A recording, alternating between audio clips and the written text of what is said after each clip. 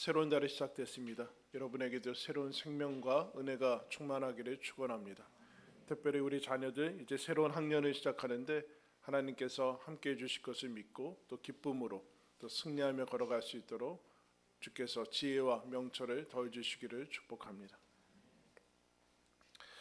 예수님께 뿌리 내린 삶이라는 책에 보면 리치 빌로다스라는 이제 목사님 얘기가 있는데, 그가 토요일 날 하루는 동네를 걷다가 한 60대 정도 되는 한 남성이 본인한테 이렇게 물었습니다. 유대인입니까? 그래서 본인이 이제 시험이 나서 그렇게 봤나? 아닙니다. 저는 유대인이 아닙니다. 그러니까 잘 됐다고 저를 좀 도와줄 수 있냐고. 저희 노모가 90세 된 노모가 있는데 그분을 밑에 층으로 좀 옮길 수 있도록 도와달라고 했습니다. 뭐 선뜻 그가 이제 따라갔는데 한 건물에 가서 이제 엘리베이터를 탔어요. 엘리베이터를 탔는데 대뜸 그분이 6층입니다. 그래서 뭐 6층 버튼을 누르고 올라갔죠. 아마 90세 된 할머니가 몸이 좀 불편해서 뭐 같이 이제 모시고 내려와야 되는 일이 있나 보다 하고 올라갔는데 90세 된 할머니가 이제 엄청 분주하게 있었습니다. 아들이 가니까 엄마 리치가 왔어요. 리치가 누구냐? 길 가다가 만난 사람 아닙니까? 그 할머니가 시간이 없다. 너무 바쁘다. 오늘 할 일을 다 마칠 수 있을지 모르겠다. 알고 봤더니 그 두 분은 유대인이어서 안식일에 회당을 가야 되는 시간이었습니다. 안식일 토요일 날 회당을 가야 되는데 엘리베이터 버튼을 누르면 안 되거든요. 안식일의 일이기 때문에 엘리베이터 6층 1층 버튼을 눌러줄 사람을 구해온 것입니다. 그래서 빨리 준비해서 그 1층 버튼 눌러달라고 해서 1층 버튼 눌러서 내려가는데, 뭐 그걸 얘기하려는 것이 아니라 90세 된 할머니가 안식일에 너무 바쁘다, 할 일이 너무 많다, 오늘 이걸 다 끝낼 수 있을지 모르겠다 하면서 스트레스를 받는 모습이 대단히 인상적이었다 라면서 이 책을 시작합니다. 우리는 전 세계를 연결하는 그런 SNS와 인터넷과 그런 매체들을 가지고 있습니다. 그래서 생면, 일면식도 없는 사람들의 이제 좋아요와 칭찬과 조회수를 보면서 즐거워하는 그런 시대를 살고 있습니다. 세계 어디에 가든지 간에 톡을 할 수 있고 문자를 보낼 수 있고, 그래서 누군가 나를 찾아주지는 않는가라는 것에 은근히 기대하면서 전화를 쳐다보는 그런 시대를 살고 있습니다. 그래서 사람들이 날 찾아주지 않거나 또 칭찬하지 않거나 좋아요를 누르지 않으면 우리는 금세 기분이 우울해지고 슬퍼지는 모습들을 보게 됩니다. 우리가 첫째 주마다 영성 훈련에 대해서 살펴보고 있는데, 첫 번째 말씀 묵상, 두 번째 기도에 대해서 살펴봤습니다. 세 번째 말씀 묵상과 기도를 가능케 하는 그것은 무엇인가 한번 따라했습니다. 고독. 그래서 고독이라는 것, 다른 말로 뭐 돕고 홀로 거하기, 홀로 있기 이렇게 다르게 표현하기도 하지만 우리나라는 고독도 돕고도 좀 번역이 별로 좋지는 않습니다. 왜냐하면 고독이라는 것은 외로움과 혼동되어 있고, 돕고는 돕고 하는 것 자체가 고통으로 여겨져 있는 뭐 돕고 노인이나 이렇게 연계되어 있기 때문에 그렇게 좋은 단어는 없지만 어쨌든 특별한 더 좋은 단어가 없기 때문에 고독으로 이렇게 하도록 하겠습니다. 고독이 없는 한, 홀로 있는 것이 없는 한 말씀 묵상도 기도도 사실은 가능하지가 않습니다. 그래서 이 고독을 제일 중요하고 우선시되는 영성 훈련으로 이제 삼는 사람들이 많습니다. 오늘 우리가 읽은 말씀 보면은 예수님이 15절에 보면 예수의 소문이 더욱 퍼짐에 수많은 무리가 말씀도 듣고 자기 병도 고침을 받고자 하여 모여오되, 예수님의 공생의 초기를 얘기하고 있는데, 앞서 다른 복음서에 보면 예수님이 이제 병자들을 고치고 하나님의 말씀을 선포하기 시작을 했습니다. 바로 앞에도 나병 환자를 고치는 사건이 이어져서 나오는 것을 이제 봅니다. 그러자 예수님의 소문이 이제 삽시간에 유대 지역에 퍼졌습니다. 예수님께 나오는 모든 병자들을 고쳐줬고 권세 있는 말씀을 선포하자 예수님의 소문이 많이 퍼지기 시작했죠. 소문이 퍼진다라는 얘기는 인기와 명성을 얘기하죠. 여러분, 오늘날 인기와 명성을 추구하는 시대가 됐죠. 그러나 여전히 2000년 전에도 마찬가지입니다. 인기와 명성, 그리고 수많은 무리, 수 아닙니까? 수가 곧 권력이고 부고 얼만큼 팔로워가 있느냐가 곧 그 사람이 세상을 지배하는 것이 이제 가장 중요한 핵심 중에 하나입니다. 소문이 더욱 퍼지고 인기와 명성과 수가, 근데 뭐 그냥 그런 것이 아니라 예수님의 말씀을 듣고자 하고 또 병고침을 얻고자 합니다. 물론 좋은 거 아니겠습니까? 예수님이 가졌던 주요 사역 중에 말씀을 선포하고 사람들을 치유하고 회복하는 것 중에 하나입니다. 사역이 열매 맺는 것 아니겠습니까? 많은 사람들이 모여오고 몰려오는데 열매 맺고 하나님께 영광이 되는 순간 아닌가? 이제 공생애를 시작해서 이 사역이 속도와 탄력을 받아서 예수님의 메시아 사역이 더 효과적으로 진행되는 것은 아닌가? 하나님의 도우심이 아닌가? 그죠? 하나님의 도우심 아니겠습니까? 사람들이 몰려오고 사람들이 주목하는 거 하나님께 영광 돌리는 일이고 하나님께서 도와주시는 일이고, 그래서 물 들어올 때 놓아줘야 되는 것 아니겠습니까? 그죠? 그런데 예수님이 어떻게 하는가? 16절 우리 다 같이 한번 읽겠습니다. 시작. 예수는 물러가서 인기와 명성, 수, 권력, 가치관, 뭐 이렇게 사람들이 병을 고치려고 하는 이 모든 것들은 세상이 중요시 여기는 가치관에 따라가는 것을 봅니다. 세상의 질서와 세상의 가치관, 그리고 세상이 움직이는 그런 권력들에서 얼마든지 예수님이 이 방식대로 편승할 수도 있었는데 그렇게 하지 않은 것을 보게 됩니다.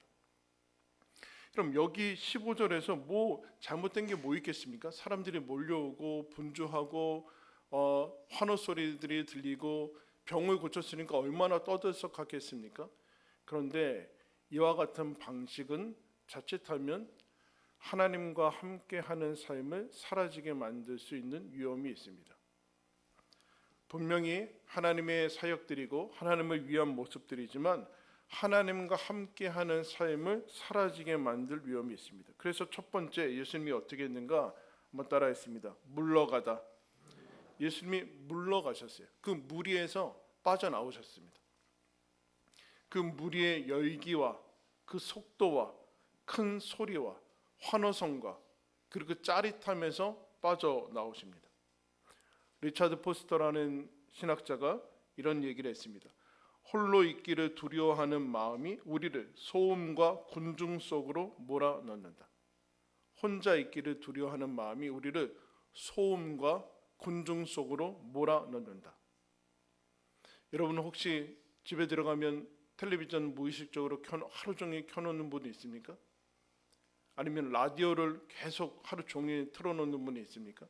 제가 예전에 어떤 목사님하고 이제 목사님 몇 분하고 그 순례를 하는 경우가 있었는데 이 한 분이 룸메이트가 들어가면은 텔레비전을 켜더라고요. 미국인데 알아듣지도 못하는 거. 뭐 알아들으시냐고. 아니 그건 아니래. 그걸 왜 들으시냐고. 어릴 적부터 습관이래요. 어릴 적부터 집에 아마 혼자 있었던 시간이 많았던 것 같아요. 그 들어가자마자 틀어놓어서 이 외로움과 무서움과 그런 것들을 극복을 했던 것 같아요. 저는 나는 시끄러운데. 예수님이 이 가장 기본적인 가장 중요한 것을 위해서 물러나시는 모습을 보게 됩니다. 외적으로 풍성하고 사람들이 많이 모이고 풍요롭고 그리고 화려하고 이런 것들은 곧 내면의 상태를 이야기해 주는 것은 아닙니다. 겉이 화려하다고 내면까지 화려하지는 않습니다. 우리는 그런 말이 우리는 쉼에 굶주려 있고 그래서 틈만 나면 어떻게든 쉬고 싶은데 사실은 쉬지 않고 쉼에 굶주려 있고 고요함에 굶주려져 있고 깊이에 굶주려 있고 친밀함에 굶주려져 있고 신비에 굶주려 있습니다. 근데 이것으로는 15절로는 해결이 되지 않아요. 그런데 오늘날은 분주함, 이 속도에 취해 있죠. 여러분 누구나 다 빠른 것을 선호하고 있고 대단히 빨라졌습니다, 여러분. 그죠? 모든 것이 다 빠르게 바뀌고 있어요. 느리면 뒤처지죠. 누구나 다 빨라요. 모든 것이 속도로 생명을 이제 속도로 승부를 걸고 있으니까 다 빨라요. 다 빠르거든요. 옆에 사람도 빨라요. 조기 교육부터 해서 모든 이제 경쟁으로 몰아가기 때문에 다 빠르거든요. 일주일 내내 아이들이 시달려요. 그래서 우리는 아무도 빠르지 않아요. 다 빠르기 때문에 아무도 빠르지 않아요. 그리고 빠르고 온 것은 느린 것이 있어야지만 빠른 것이지 다 빠르니까 사실은 빠른 것도 아니고 이제는 느려질 수 있는 능력을 상실했어요. 우리는 조금만 느리거나 조금만 더뎌지거나 조금만 길게 기다리거나 그러면 우리에게는 분노가 일어납니다. 왜 로켓은 안 오는 거야? 여기 어디까지 막 확인하고 어디까지 왔는지 확인하고 그날 와야 되는데 그날 없으면 어떻게 하면 전화해가지고 고객센터 왜 안 오냐고 당장 취소한다고 해서 막 쿠폰 받아내고 막. 분노하죠. 우리는 이제 느릴 수 있는 능력을 상실했어요. 그래서 우리는 어떻게 됐는가? 아무도 행복하지 않아요. 분주함과 속도에 취한 것은 피상적으로 됩니다. 깊이를 포기한 것입니다. 속도는 깊이를 포기할 수밖에 없어요. 피상적으로밖에는 갈 수밖에 없어요. 아무도 어떤 것에 대해서 깊이 있게 알지를 못해요. 대략 두루두루는 알아요. 정보는 많아요. 그러면 진정성이 없습니다. 친밀함이 없어지죠. 우리는 잡담은 있지만 대화는 없어요. 잡담은 많이 해요. 이것저것 다 얘기하죠. 그러나 대화는 없어요. 대화는. 그것은 피상성과 효율에 취해 있기 때문에 그렇습니다. 그리고 우리는 산만합니다. 고요합니다. 전부 다 ADHD 병에 걸린 사람들 같이 몇 분 이상은 집중하지는 못합니다. 그냥 넘어가고 있어요. 이거 저거 왔다 갔다 하면서 산만한 거, 고요함을 상실했죠. 고요함을 상실하면 지혜도 없습니다. 집중을 하지 못합니다. 그러면 아이들은 공부를 하지 못해요. 아무것도 이룰 수 없습니다. 산만하기 때문에 그렇습니다. 그것들을 회복시키는 것은 무엇인가? 예수님처럼 물러가는 용기가 필요합니다. 이 대중 속에서, 이 군중 속에서 물러가는 것이 필요합니다. 달라스 리아드라는 학자가 이런 얘기를 했습니다. 날마다 경험하는 인간과의 상호 관계는 통상적 과정 속에서 우리를 하나님을 대적하는 세상에 맞서도록 조정된 감정, 사상, 행동, 양식 등 안에 가두어 둔다. 무슨 얘기냐면 우리는 여러분 하나님 없는 세상, 하나님이 없다고 하는 사람들과 대부분 인간관계를 합니다. 그죠? 거기 나가서 하나님 없는 사고방식, 그리고 이미 정해진 그런 틀들, 진로, 그 속에서 계속 통상적으로 살다 보면, 그 무리 속에서 살다 보면은 하나님께서 원하시는 삶의 방식을 우리는 잃어버리게 돼요. 군중 심리로 가게 된다는 얘기예요. 군중 심리로. 사람들이 가니까 그쪽으로 갈 수밖에 없어요. 그것에 영향을 받게 되는데 오직 이 독고와 고독만이 이 무리에서 빠져나오게 해서 하나님께서 우리에게 하나님을 대적하는 방식이 아닌 하나님이 원하시는 방식을 다시 회복하게 해준다라고 얘기를 하고 있습니다. 속도를 유지하는 것이죠. 예수님의 속도가 군중의 속도는 아니에요. 이 열기에서 빠져나와야 되는 거예요. 열기에서. 그리고 온도를 조절하고 크기를 조절합니다. 예수님이 물러나와서 그 빠져나온 다음에 어떻게 하시는가? 두 번째 한번 따라 하십니다. 홀로. 물러가서 어디로 가세요? 한적한 곳이라고 얘기했습니다. 보통 예수님이 산으로 가셨는데 혼자 가야 돼요. 혼자. 한적한 곳이라는 것은 그냥 이제 어떤 장소적인 개념이라기보다는 혼자 있을 수 있는 곳이에요. 혼자 있을 수 있는 곳. 그래서 고독이란 일종의 장소적인 개념인데 어떤 장소인가? 혼자 하나님만을 위해서 구별된 곳입니다. 혼자. 지금은 혼자가 아니시죠, 여러분? 지금 여기서도 혼자 다른 생각하면 혼자일 수 있어요.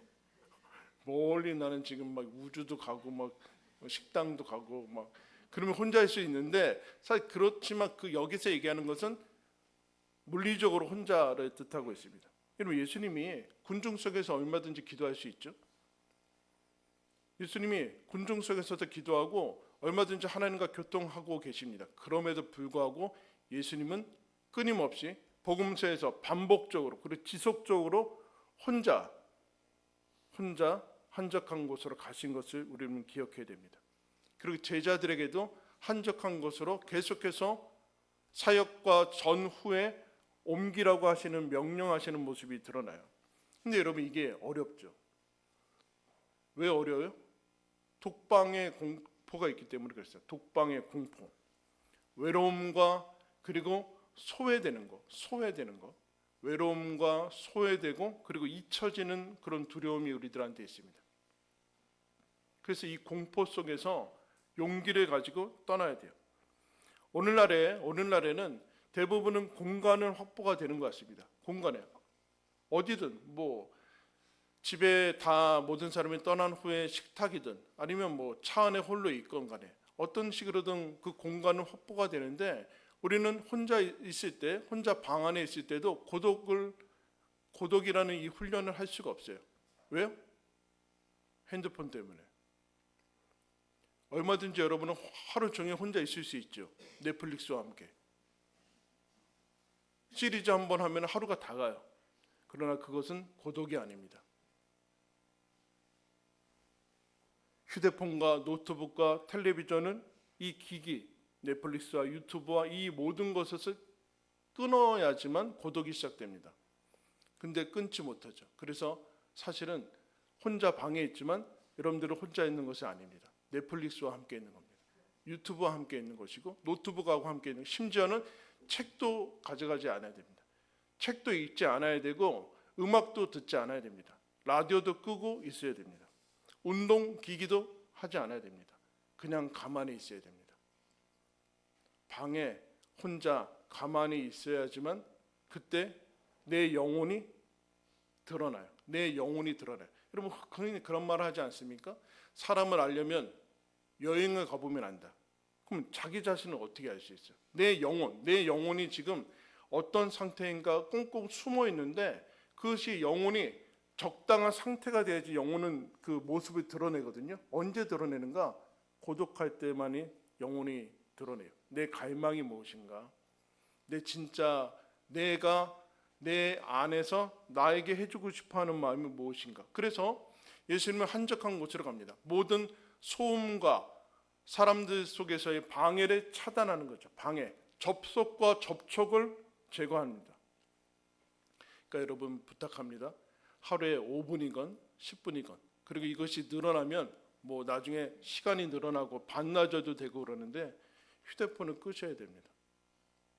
노트북도 끄시고 아무것도 할 것이 없게끔 차단하고 접촉과 접속을 끊으셔야지만 여러분들이 살아날 수 있어요. 그게 더 나아가서는 창조적이 되는 비결이에요. 이런 모든 사람들이 지금 다 가는 길이 있죠. 다 오픈 AI 하고 이런 그거 다 쓰니까 아무도 창조적이 되지 않아요. 왜? 다 그거 쓰니까. 다 그거 검색하니까 다 똑같이 가던데요. 거기 가고 다 똑같은 소리를 하고 있더라고요. 아무런 의미가 없죠. 편의와 그걸 구분을 해야 됩니다. 접촉과 접속 모든 것들을 다 차단해서 어떻게 하는가? 하나님과 직접 교제하고자 하는 그 상태를 마련해야 돼요. 하나님과 직접적으로 내 영혼이 하나님과 직접 이 직접성을 확보하기 위해서 중간에 차단하고 방해하는 것들을 다 쓸어내야 된다. 쓸어내야지.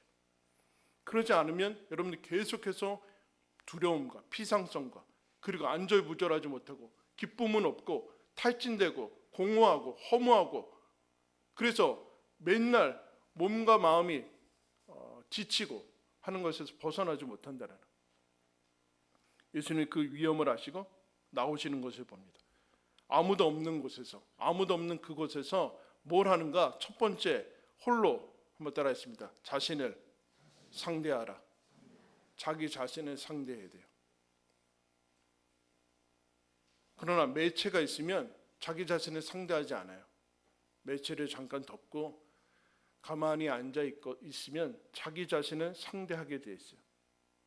하나님께서 예수님이 혼자 하나님과 함께 있는데 혼자 있을 때 무슨 일이 일어나는가? 하나님이 우리한테 명함을 떼어내세요. 혼자 방 안에 있으면 여러분들 부르는 사람이 없잖아요. 거기는 엄마도 아니고 아빠도 아니고 자녀도 아니고 무슨 과장도 아니고 사장도 아니고 고객도 아니고 심지어 성도도 아니고 목사도 아니에요. 거기에서는 아무도 불러주는 사람이 없거든요. 그럼 거기 나 혼자 존재 자체로 있어야 돼요. 이게 싫은 거예요. 우리는 명함이 붙어 있기를 바래요. 명함이 거기에서 사람들이 즐거움과 성취욕을 느끼거든요. 그러나 골방은 성취욕이 없어요. 아무것도 하는 것이 아니기 때문에. 그러나 이게 본 모습이에요. 이게 우리가 하나님과 나중에 만날 모습입니다. 그럴 때만이 자기 자신 명함을 떼어내고 그리고 원래 부풀러진 크기, 내 활동과 업적과 내 사람들의 평가와 칭찬과 내 학교에서의 어떤 평가들이 다 붙어 있거든요. 그럼 원래 내 것은 아니, 내 원래의 크기가 아니라 내 원래 크기로 줄어들어야 돼요. 사람들이 박수 쳐주면 이만큼 올라가고 뭐 사람들이 유명해지면 이만큼 올라가고 그건 나는 아무 상관없어요. 골방에 들어가 있으면 원래의 크기로 줄어들어요. 전 존재로 거기에 있어야 돼요.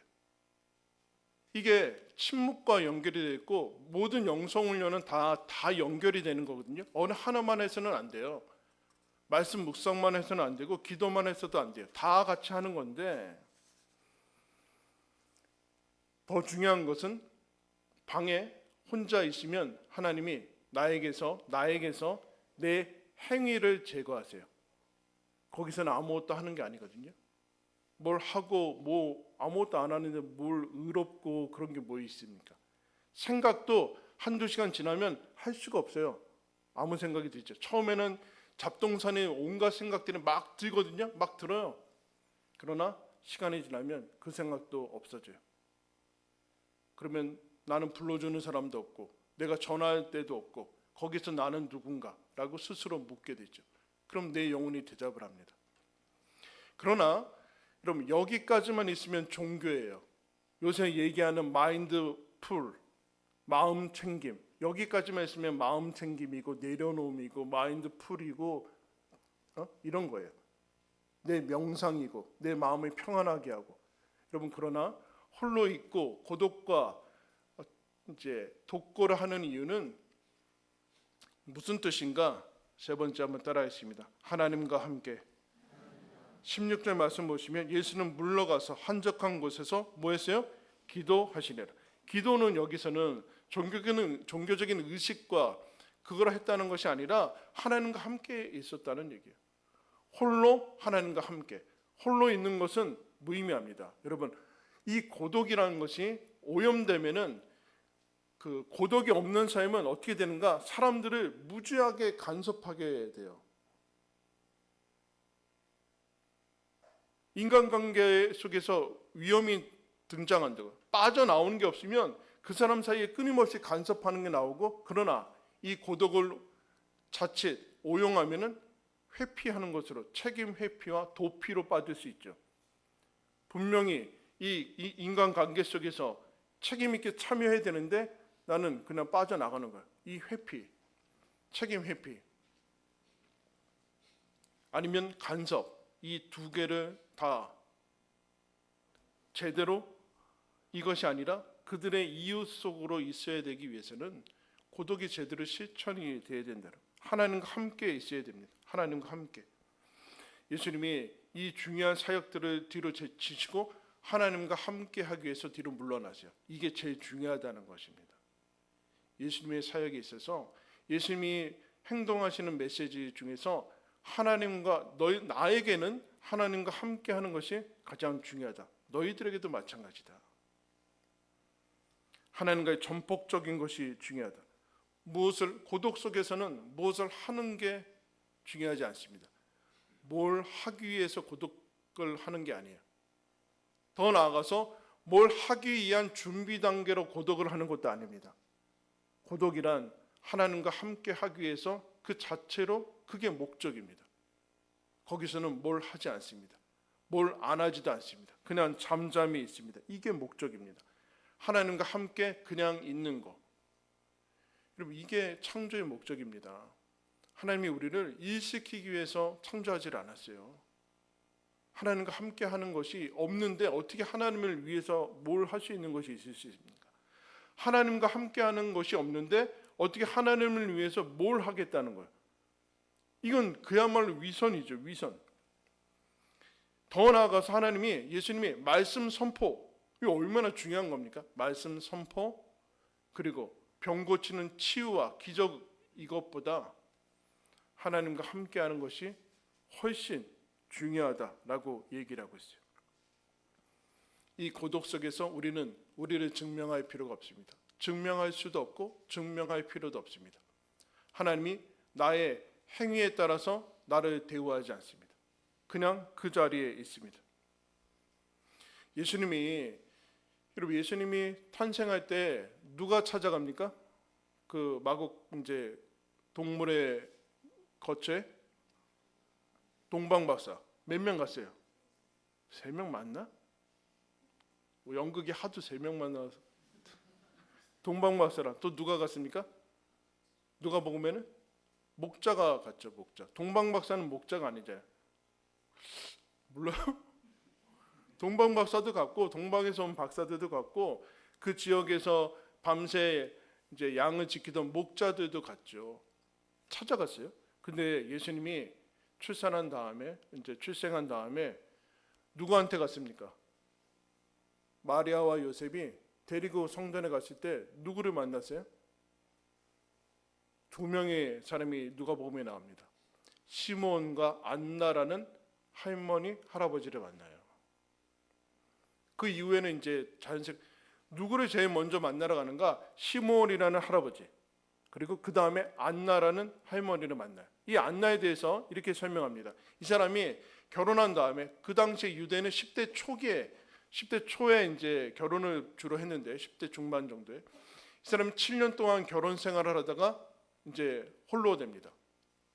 그리고 84세까지 무려 한 60년 가까이는 홀로 살았겠죠. 독거 노인으로 있습니다. 그런데 이분을 만나러 가요. 이분에 대해서 누가복음 2장에 이렇게 얘기합니다. 과부가 되고 84세가 되었더라. 이 사람이 성전을 떠나지 아니하고 주야로 금식하며 기도함으로 섬기더니 마침 이때에 나와서 하나님께 감사하고 예루살렘의 속량을 바라는 모든 사람에게 그에 대하여 말하니라. 예수님이 누구 찾아갑니까? 독거 노인을 찾아가죠. 고독한, 그러나 홀로, 그리고 하나님과 함께 하고 있는 한 할머니에게 찾아가요. 여러분, 혼자 있으면 외롭다고요? 천만에요. 둘이 있어도 외로워요. 군중 속의 고독은 참기 어렵습니다. 네? 옆에 있어도 우리는 그리워요. 왜요? 그 갈망은 사람이 채워줄 수가 없어요. 그러니까 사람들이 끊임없이 바닷물같이 잠깐 짜릿하게 하는 일 가지고, 성취 가지고, 매체 가지고 그 갈망을 채우려고 하는데 그럴 수는 없어요. 예수님이 누구 찾아갑니까? 안나, 이분을 찾아가. 이 60년 홀로 될 때까지, 그 당시에 엄청나게 84세까지 하나님 안에서, 성전 안에서 하나님과 함께 메시아를 기다리는 이 여인을 누가복음에서 등장시키고 있습니다. 무슨 뜻일까요? 우리는 홀로 하나님 앞에 홀로 잠잠히 있을 때만이 하나님이 하나님 되심을 알 수 있습니다. 혼자 분주하게 뭔가 열심히 건강하게 성취를 하고 뭐 직장에서 인정하고 그러면 본인이 하나님인 줄 알아요. 그러나 방 안에 있으면 본인이 하나님이 아닌 것을 알 수 있습니다. 가만히 있어도 지구가 돌아가요, 여러분. 가만히 있어도 지구가 돌아가요. 가만히 있어도 심장이 뛰어요. 여러분이 돌리는 게 아니에요. 심장은 여러분이 돌리는 게 아니에요. 가만히 있는데, 가만히 방 안에 있는데 자녀들이 여러분 살아가네요. 여러분들이 자녀를 키우는 게 아니에요.